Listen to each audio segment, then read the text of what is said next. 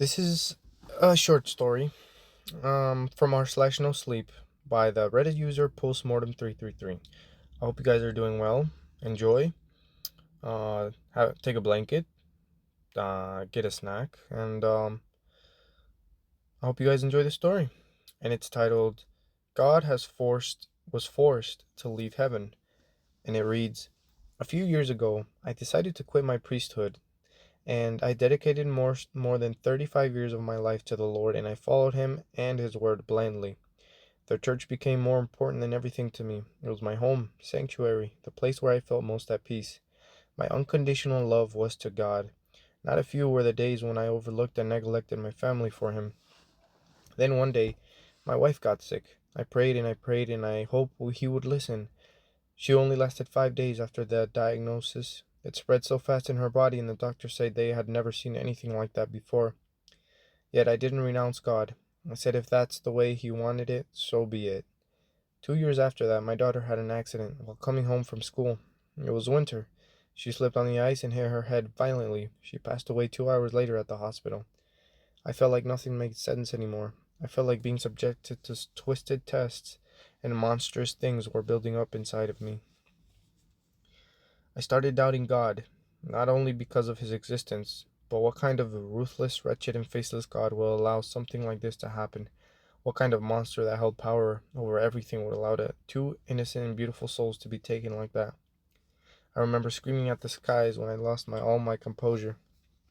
I never asked you for anything. I was a faithful soldier. I spread your word to everyone. Yet you let the two loves of my life die. You take them away from me. Why? If you are out there, give me a sign, an answer, I shouted. Nothing. Fuck you, you fucking coward, I yelled, flipping off the sky and ripping my collar. That was the last day for me as a priest. Preaching the word of the Lord came to an end at that exact moment. I gave in to drinking. It seemed the only logical thing to do. Alcohol was always considered to be the most effective short-term memory loss enabler. That's what I wanted. To forget about my misery just for a few hours. Shortly after that, I found myself wasting away in a different bar every day. Then the unspeakable happened. I learned about the most frightening thing in the world. It was a Wednesday night, about 8 o'clock or so. Jack the bartender, who saved my life once after finding me intoxicated and passed out in the park, poured me a double whiskey on the rocks. That's all I was getting for that night. He wouldn't give me any more. He said he didn't want to feel guilty if I died from cirrhosis or any alcohol consumption related diseases. How goes it, Jack? I asked, sipping on my drink. Not too bad, Thomas. How about you? I groaned and didn't say anything. I began studying the whiskey. I asked myself for why alcohol has such a strong effect on us. Why do we drink it? We do it no matter how we feel. If we're sad and depressed, we drink to drown those bad feelings away. If we're happy, we drink it so we can celebrate important events in our lives. We also use it when we pour a few drops on the grave of passed away buddies to honor their memory. A man stormed in the bar. He almost kicked the doors down. I could feel something was off about him. He was looking straight at me, and I saw fear in his eyes that shook me to my core. The rather peculiar thing I noticed was that every other person in the bar seemed to ignore what had just happened. They just carried out in their own mundane conversations and whatnot. I'll have a vodka, please, he told Jack, almost out of breath.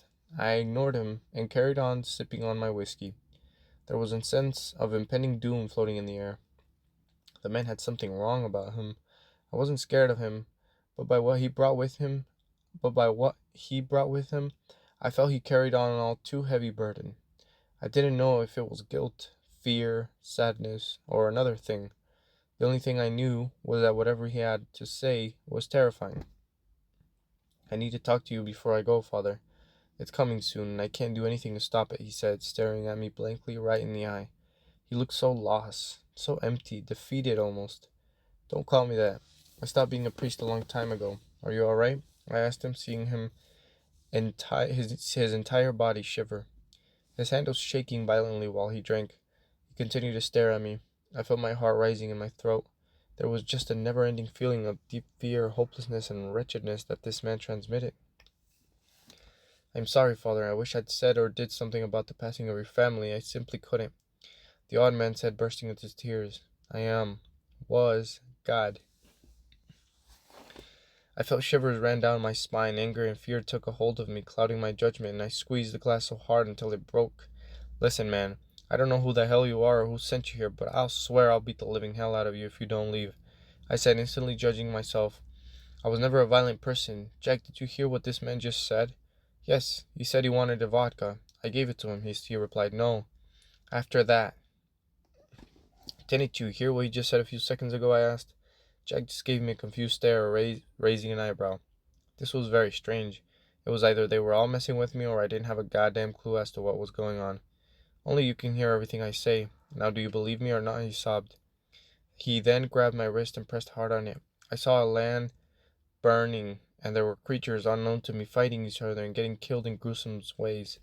They were pulling each other's eyes out. They were eating each other. Flesh and blood were flying in the air. It morbidly decorated once beautiful land. It looked like one grotesque painting. I heard a metallic scream somewhere in the distance. I was petrified with fear. I froze in place, unable to move. I looked the man in the eye and screamed, falling off my chair. His grip left a circular burn on my wrist. Jack, what's going on? I cried. You lost balance and fell, Thomas. Be careful next time, he said. This wasn't happening. It couldn't be possible. I scanned the room for a quick second. Everybody acted like I just fell off my chair, like I was drunk. Thomas, I'm sorry for all this. I wish it could have been different. What I have to say is very important. Please, there is not much time left. They are coming, the man said. I nodded. This was impossible for me to believe. After all these years and after all I've been through, God came to me. I felt the fear was clogging my arteries. I felt like a bomb ready to explode. Heaven is burning. It's almost dead, soon to be wiped out of existence. I don't think anything could save it, he said. I just stared at him, dumbfounded. He told me everything, and what I learned will haunt me for the rest of my life. When he created heaven, he hid it. He knew there were other gods. Some were good. He could have found allies. Others were so evil, so diabolical, they could wipe him and heaven out in a second. That's why he camouflaged heaven, hell, and our planet, as a precautionary measure. He told me heaven was like a paradise. The souls of our dead, of our dear departed, the ones who did nothing but a good in this life, were allowed to ascend there and in the afterlife. The angels were not as we all know them. They had different appearances. God made them in a way meant to strike the uttermost fear in their enemies, if there was a battle going on. And there was a lot of battles throughout time, with lesser gods, with the devil. Heaven always won. Easily so, but not this time. This was absolutely frightening, even for God. I did manage to hide every soul from heaven to another place I've created. You never knew about it because I never allowed it. A smaller heaven, the endless sanctuary, he said. I stood aghast. I wanted to ask something, but he cut me off before I could pop the question. Yes, your daughter and wife are safe, he assured me. He also told me he created an endless amount of new angels. They were his most powerful soldiers, the Mecha angels.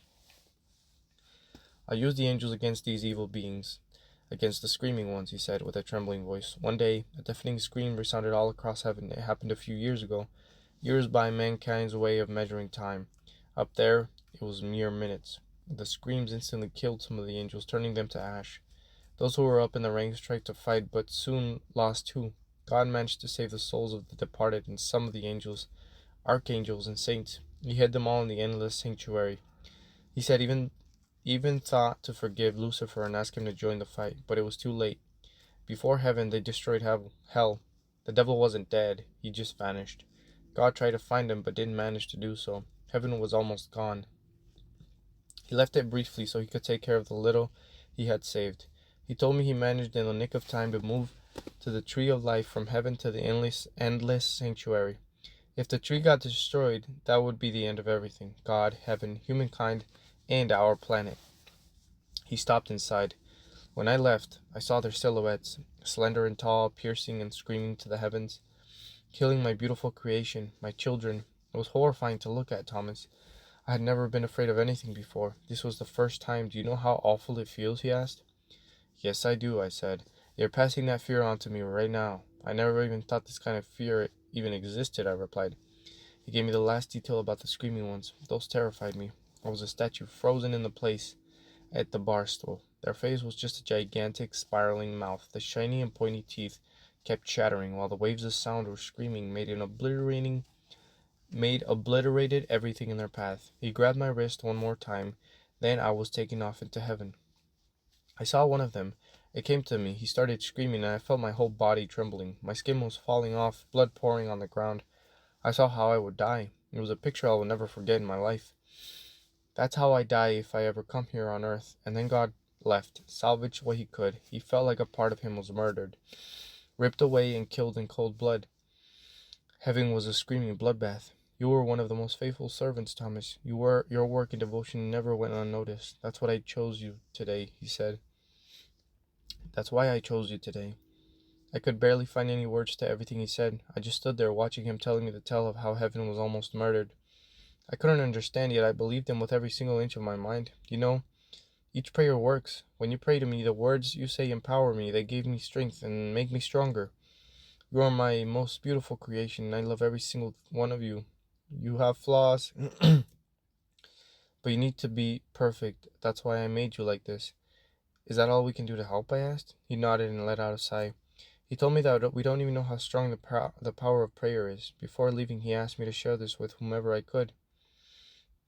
That's why I decided to write this down here. He also told me that the final war against the Screaming Ones will take place in 5 days. If you start hearing screams coming from the sky, then I have failed everyone and everything. Your prayer will not work because I'll be dead, he said, right before he left the bar. These past 4 days have been nerve-wracking. I couldn't sleep because I was so afraid of everything that could happen. Wherever God is, we should all be praying. Pray as much as you can, because this is the last day. Pray where you will not hear screams coming from the sky. The end. That was a pretty good story. I mean, I wish they went to detail, like when they went to war or whatever, but that was pretty good. I don't understand though.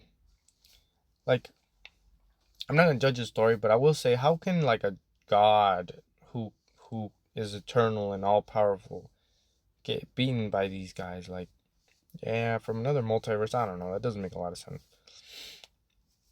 But it was pretty cool. I mean, I wish they could have shown like God, falling into like into the earth, like he hits like a meteor, and he's like in shambles, and then like he's getting chased or something. I don't know, and maybe like the war or something. I don't know. I think a really good story or creepy story would be like demons hunting people in like an apartment building, or like a really big place like a mansion or a motel. Like they're climbing up every level, they're getting everybody in that level. It kind of reminds me of like that show, Sweet Home. It's really good. I recommend it. But that's the end of the story. Thank you for whoever stayed to the very end. If you have any recommended stories, please let me know. I'll be more than glad to read them. If you want to subscribe. If you want to like. If you want to do whatever you want. I always hate YouTubers who try to make you do it. Like, you gotta subscribe. You gotta. You gotta do none of that. I really don't care. I just do this for the love of the game. Thank you guys and have a good night.